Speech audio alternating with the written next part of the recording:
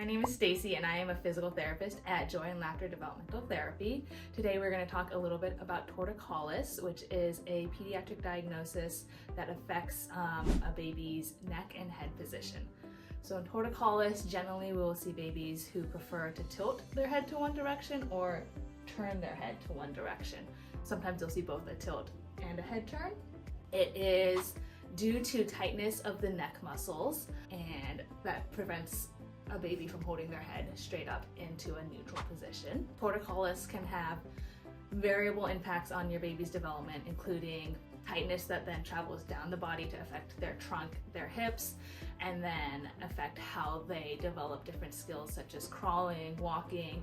It can also affect things such as their vision. If they're looking this way all the time, their horizon becomes a little bit tilted from where they would normally be right here. So it can affect a lot of aspects of development, and it's something we want to notice in our children early on, because when they're young and little, treatment is a lot easier than as they get older and start moving around all over the place. If you see your child with a preference to either turn or tilt their head to one direction, or if you notice some flattening on their back of their head, you may have some tightness or weakness that we need to work on in that neck. In general, you can do a couple things at home to just help prevent or start to address torticollis when you see it. What you can do is use intentional positioning. That is just thinking about how you're going to position your child when they're playing, when you're feeding, when they're being held, when they're sleeping, just throughout their day, intentionally setting them up so that their environment and their people are on the opposite side of that way they prefer to turn.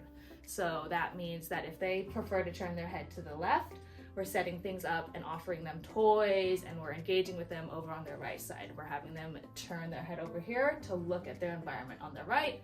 Everything on their left side is going to be boring. It's the wall. It's nothing all that exciting for them. So we're really encouraging them to get that rotation.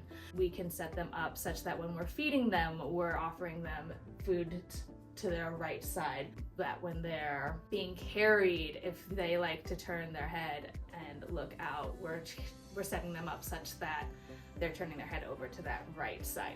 We can also avoid what we call baby containers.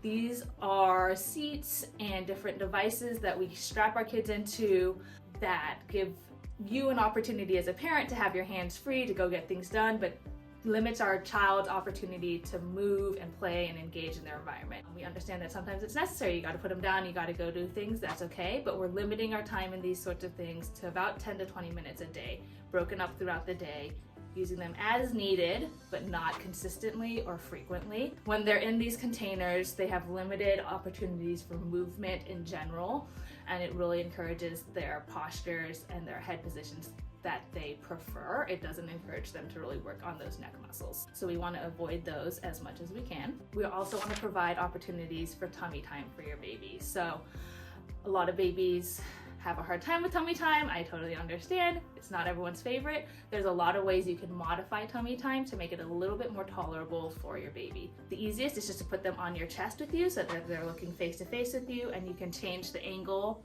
of that by reclining or coming more vertical. That still gives them time on their tummy, it gives them input through their arms, and it gives them the opportunity to work on head control.